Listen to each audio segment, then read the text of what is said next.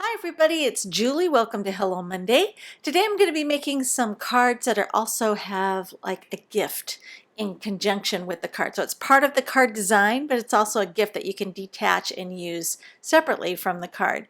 So I'm going to be working with some Tailored Expressions felt that comes in some gorgeous colors, and here are just 3 assortments that I have. I love that there are 3 colors included in each color family inside the package. And I'm also going to be working with the Memory Box plush anemone die, and as you can see, you can make 2 different sizes of anemones because of the different sizes of petals, and there also is a separate die for creating the stamen that goes in the center of the flower. And I love that those come on a magnetic backer for storage. So I'm going to take a piece of the peach felt and lay that out on my Big Shot Plus cutting pad, and I'm going to go ahead and take these dies, and like I said, I'm going to be making the smaller size of anemone, and these are going to be the smaller of the 3 sizes of petal dies. And I'm just going to get those all lined up at one time, and then also get the part that creates the stamen on a piece of licorice felt.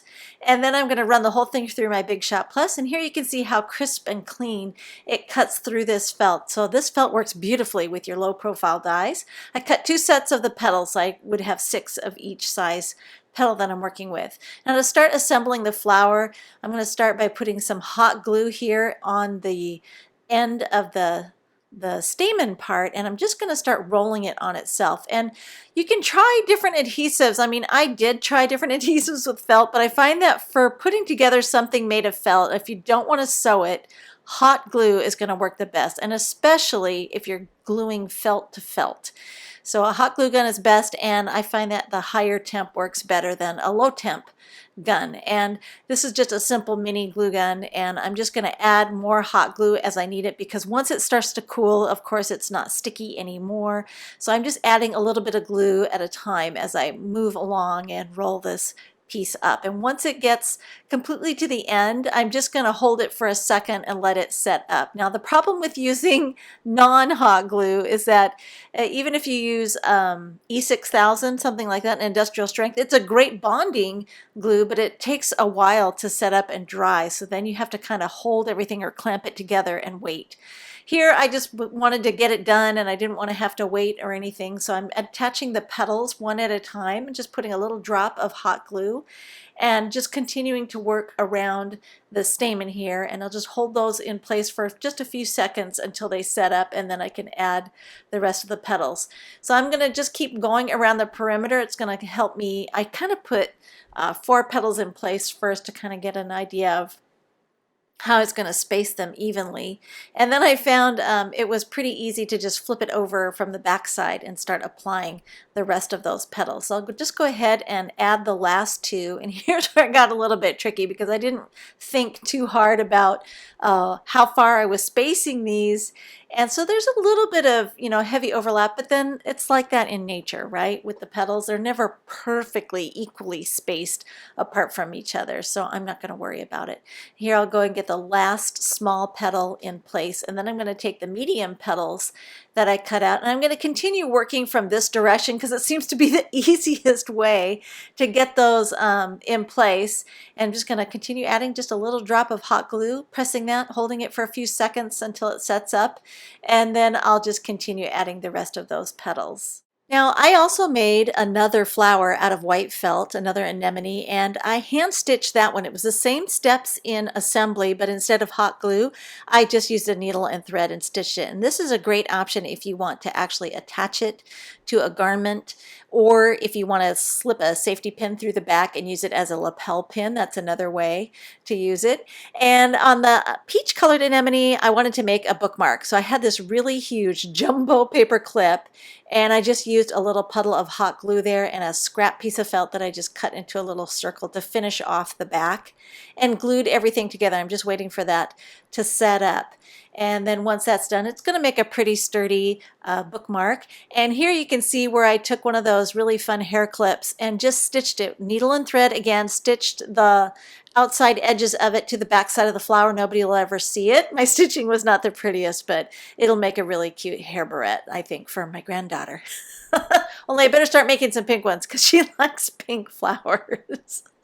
So to build a card on which to present my little gifts here, I'm just going to take a sentiment that I've borrowed from the Hello Gorgeous stamp set, and I have a piece of pattern paper. It was just this size, and so I thought, hey, that's perfect. That's all I need. So I'm going to use my Mini Misty to get the stamps mounted in place and ink up with some archival jet black. I wanted a nice fast drying black ink, and I will just go ahead and stamp that into place. And I didn't get as dark an impression I wanted to the first time, so I actually re-inked and stamped it a second time to make sure that it was all nice and really deep black. So here I'm just trying to determine where I want to position the jumbo clip there on that piece of pattern paper. And I've already put foam mounting tape on the back. I should have waited to do that step, but I'm going to wing it here. And I'm using my pencil here. I pulled back the petals so I could create a couple of pencil marks, and that's going to help me line up the blade on my Fiskars trimmer. And I'm just going to line that with the metal guide on the trimmer and then slide that blade in between those two pencil marks, and then I'll do it again where the next set of pencil marks are, and this is going to give me a slit on that pattern paper.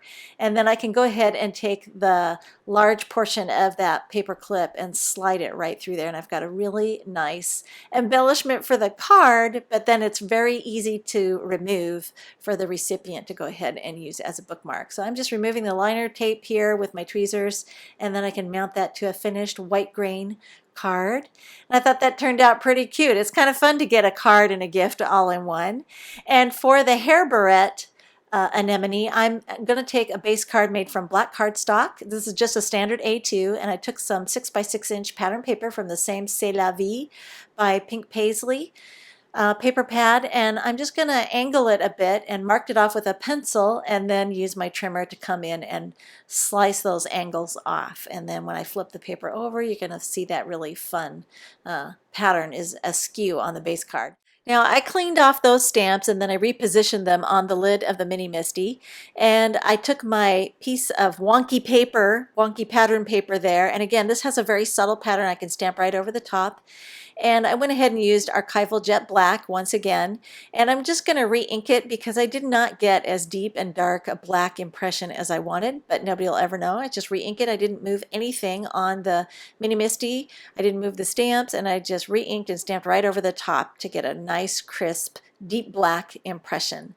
Now I'm going to use my pencil once again to mark off a couple of spots there where I can punch some holes, and I found that I needed a 1/4 inch hole punch in order to thread the clippy part through easily. So if you don't have a 1/4 inch punch, you could, cut it by hand or cut some slits like I did on the first one, but I had that 1/4 inch punch and I just decided to use it. Now I'm going to put some foam mounting tape on the back because it will really help the card to have a much nicer finish if that piece is elevated instead of trying to mount it flush and flat to the card base. And then I can go ahead and slip the hair clip through there and clamp it shut, and then remove all the liner tape from the foam mounting pieces and get that wonky angled panel mounted to the card front. And I probably would make a custom envelope with the We Are Memory Keepers envelope scoreboard because these are a little bit bulky. And there you can see the finished look. These are something you'd hand deliver, or else you'd have to send them in a padded envelope, but I thought that was a really fun way to make a very quick gift, and those dies make it super fast, and those luscious colors of Tailored Expression felt are just perfect for this. All the supplies are available at ellenhutson.com, and we have more still shots and further details at the Classroom blog. Thanks for watching.